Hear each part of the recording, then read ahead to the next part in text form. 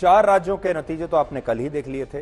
कल मिजोरम के नतीजे नहीं आए थे, लेकिन आज मिजोरम में हुए विधानसभा चुनावों के नतीजे भी आ गए हैं और इन चुनावों में कई बड़ी सीख छिपी हुई हैं। असल में भारत के जो लोग हैं उनका मिजोरम में कोई इंटरेस्ट ही नहीं था और ज्यादातर लोगों ने यह सोचा ही नहीं कि मिजोरम के बारे में भी जान लिया जाए। मिजोरम हमारे नॉर्थ ईस्ट का एक इंपॉर्टेंट, एक अहम राज्य है और मैं आपसे ये कहूंगा कि उत्तर पूर्व के जो राज्य हैं, उत्तर पूर्व में रहने वाले जो लोग हैं, उत्तर पूर्व के जो हमारे दर्शक हैं, वो भी हमारे देश में उतने ही भागीदार हैं। और जितनी दिलचस्पी आपकी मध्य प्रदेश में है, राजस्थान में है, छत्तीसगढ़ में है, तेलंगाना में है, उतनी ही दिलचस्पी आपको मिजोरम जैसे राज्य में भी दिखानी चाहिए। और आप तो जानते हैं कि मणिपुर अभी हाल ही में राजनीति में छाया हुआ था और अचानक से लोगों की दिलचस्पी मणिपुर में बढ़ गई थी। लोग मणिपुर के बारे में जानना चाहते थे क्योंकि वहां काफी हिंसा हुई थी। इसलिए मणिपुर के बगल में ही एक और राज्य है मिजोरम। आपको आज मिजोरम की राजनीति के बारे में हम बताएंगे। मिजोरम में इस बार एक ऐसी पार्टी को बहुमत मिला है जिसका गठन सिर्फ 4 साल पहले वर्ष 2019 में हुआ था और इस पार्टी का नाम है जोरम पीपल्स मूवमेंट, यानी ZPM। और इस पार्टी को मिजोरम की 40 में से 27 सीटों पर ऐतिहासिक जीत मिली है। सोचिए, 40 में से 27, जबकि सत्तारूढ़ पार्टी मिजो नेशनल फ्रंट यानी MNF, इसे सिर्फ 10 सीटें मिली और बीजेपी को सिर्फ 2 सीटें और कांग्रेस पार्टी को वहां सिर्फ 1 सीट मिली है। आपके सामने मिजोरम के नतीजे बिल्कुल साफ हैं और आप देखिएगा इसमें जो नया प्लेयर है वो है ZPM और सबसे ज्यादा सीटें इस नई पार्टी ने जीती है। यह पार्टी सिर्फ 4 साल पुरानी है। मिजोरम में सरकार बनाने के लिए 21 सीटों की जरूरत होती है और इस हिसाब से ZPM पार्टी ने अकेले ही 27 सीटें जीतकर मिजोरम के चुनावों को जीत लिया है बड़ी आसानी से।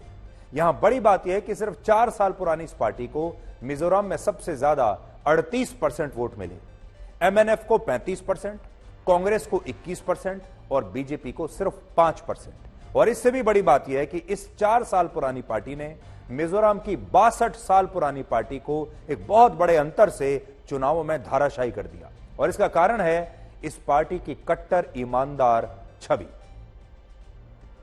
ZPM नाम की यह पार्टी मिजोरम में भ्रष्टाचार के खिलाफ हुए एक आंदोलन से निकली है और यह आंदोलन वर्ष 2016 में हुआ था।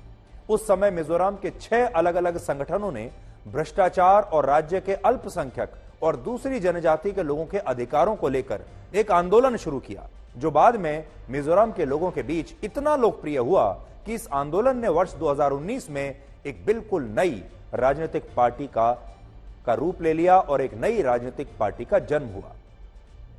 इसके अलावा मिजोरम की इस पार्टी की स्थापना भी एक ऐसे नेता ने की है जो पहले एक IPS ऑफिसर रह चुका है और इस नेता का नाम है लाल दुहोमा। और इनकी कहानी किसी फिल्म से कम नहीं है। आज अगर आप चाहें तो इस पार्टी से प्रेरणा ले सकते हैं।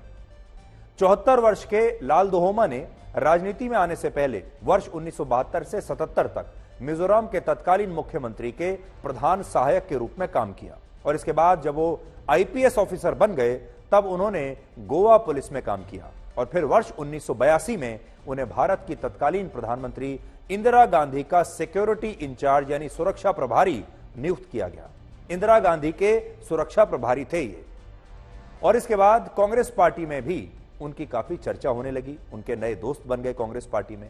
यह वो दौर था जब मिजोरम में पूर्ण राज्य की मांग को लेकर आंदोलन चल रहे थे और कांग्रेस पर मिजोरम के क्षेत्रीय दलों का बहुत दबाव था। और इसी के बाद लाल दुहोमा को कांग्रेस में शामिल होने का प्रस्ताव भेजा गया और 1984 में वो पुलिस सेवा से इस्तीफा देकर सक्रिय राजनीति में आ गए और पहली बार 1984 में उन्होंने लोकसभा का चुनाव लड़ा और जीत भी गए। इसके अलावा लाल दुहोमा भारत के पहले ऐसे सांसद और मिजोरम के पहले ऐसे विधायक हैं जिनकी सदस्यता को दल बदल कानून के तहत रद्द किया गया, यानी दल बदल कानून के पहले शिकार यही थे। यहां 3 और ऐसी बातें हैं जो मिजोरम के इस 74 वर्षीय नेता को बहुत खास बनाती है। पहला, वो मिजोरम में कट्टर ईमानदार सरकार बनाने का वादा करते हैं और आज ही उन्होंने चुनाव जीतते ही उस प्रावधान को समाप्त करने का ऐलान कर दिया जिसके तहत पिछली सरकार ने CBI को राज्य में जांच करने से पहले मिजोरम की सरकार की अनुमति लेना अनिवार्य कर दिया था। यानी अब सीबीआई और ईडी जैसी जो संस्थाएं हैं, जो केंद्रीय जांच संस्थाएं हैं, अब उनके लिए मिजोरम में काम करना आसान हो जाएगा। और इन्होंने आते ही केंद्रीय जांच संस्थाओं के लिए, जांच एजेंसियों के लिए मिजोरम के दरवाजे खोल दिए। अब हम आपको यह बताएंगे कि क्या उत्तर प्रदेश के बाद अब राजस्थान को भी योगी आदित्यनाथ जैसा मुख्यमंत्री मिलने वाला है। राजस्थान में बीजेपी को पूर्ण बहुमत मिलने के बाद अब मुख्यमंत्री पद के लिए कुल मिलाकर 7 दावेदारों के नामों की चर्चा हो रही है। हम लगातार आपको यह बता रहे हैं कि बीजेपी असल में इतनी बड़ी पार्टी है, विशाल पार्टी है, उसके पास नेताओं का इतना बड़ा पूल है कि उन्हें अगर किसी राज्य में मुख्यमंत्री का चुनाव भी करना हो तो यह आसान काम नहीं होगा। यानी जैसे भारत की जो क्रिकेट टीम और भारत में क्रिकेट खिलाड़ियों का एक विशाल पूल है, हमारे पास कॉन्ट्रैक्टेड खिलाड़ी जो हैं लगभग 40 से 45 कॉन्ट्रैक्टेड खिलाड़ी हैं। और अगर आज भारत चाहे तो T20, वनडे और टेस्ट की बिल्कुल अलग अलग टीम बना सकता है और सब में काबिल खिलाड़ी ही होंगे। बीजेपी की स्थिति वैसी ही है, क्योंकि बीजेपी के पास नेताओं का जो पूल है वो बहुत बड़ा है। और जिन लोगों का नाम चल रहा है राजस्थान में मुख्यमंत्री पद के लिए, यह भी सूची काफी लंबी है। पहला नाम है पूर्व मुख्यमंत्री वसुंधरा राजे सिंधिया का, जो 70 वर्ष की हैं, पहले भी 2 बार राजस्थान के मुख्यमंत्री रह चुकी हैं और अगर कागजों पर आप देखें तो वो अभी भी राजस्थान में बीजेपी की सबसे बड़ी नेता है। आज ही बीजेपी के 20 विधायकों ने वसुंधरा राजे सिंधिया से जयपुर में उनके घर पर मुलाकात की है और उन्हें मुख्यमंत्री बनाने की मांग की है।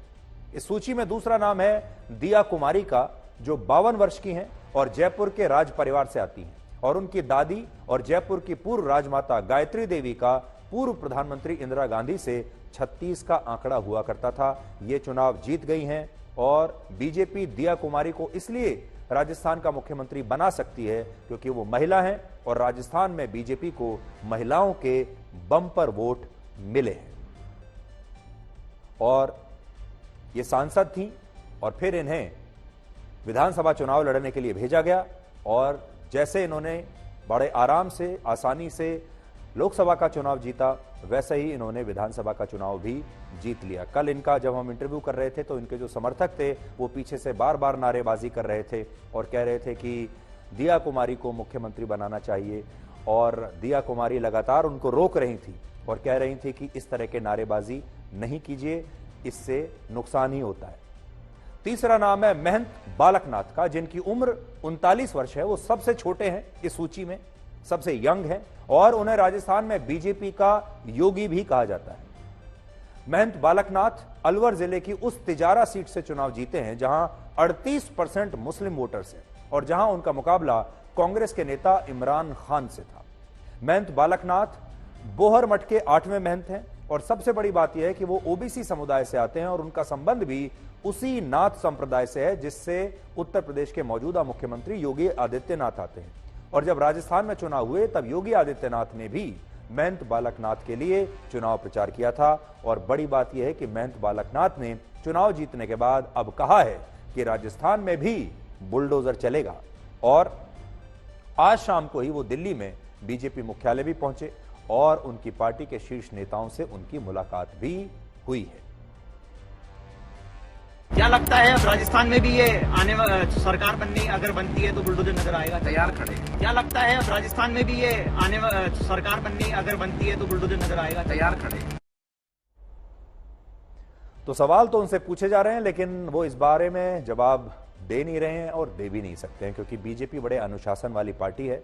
चाहे कोई भी नेता के मन में मुख्यमंत्री पद के लिए कितना भी महत्वाकांक्षाएं हों, लेकिन वो कभी भी मीडिया के सामने आकर बोलेगा नहीं। बीजेपी ने केंद्रीय जल शक्ति मंत्री गजेंद्र सिंह शेखावत को भी राजस्थान में विधानसभा चुनाव लड़ने के लिए भेजा था और क्योंकि अब वो इन चुनावों में जीत भी गए हैं इसलिए उन्हें भी मुख्यमंत्री पद का दावेदार माना जा रहा है। और 56 साल के गजेंद्र सिंह शेखावत को बीजेपी में वसुंधरा राजे का विरोधी माना जाता है। इसके अलावा 69 वर्ष के केंद्रीय कानून मंत्री अर्जुन राम मेघवाल, 53 वर्ष के केंद्रीय रेल मंत्री अश्विनी वैष्णव और राजस्थान विधानसभा में विपक्ष के नेता राजेंद्र सिंह राठौड़ को भी दावेदार माना जा रहा है। यानी राजस्थान में बीजेपी की तरफ से दावेदारों की कोई कमी नहीं है और यही स्थिति मध्य प्रदेश में भी है। मध्य प्रदेश में शिवराज सिंह चौहान कैलाश विजयवर्गीय, केंद्रीय कृषि मंत्री नरेंद्र सिंह तोमर, केंद्रीय मंत्री ज्योतिरादित्य सिंधिया और मध्य प्रदेश में बीजेपी के अध्यक्ष वी.डी. शर्मा को भी मुख्यमंत्री पद का दावेदार माना जा रहा है। हालांकि इस बात की भी चर्चा है कि बीजेपी मध्य प्रदेश में किसी ऐसे नेता को भी मुख्यमंत्री बना सकती है जिसका नाम आपने शायद पहले कभी सुना ना हो या आपने कल्पना ना की हो। बीजेपी में अक्सर यह कहा जाता है कि जहां चुनावी विश्लेषकों, बड़े बड़े एक्सपर्ट्स की सोच खत्म होती है, प्रधानमंत्री मोदी की सोच वहां से शुरू होती है।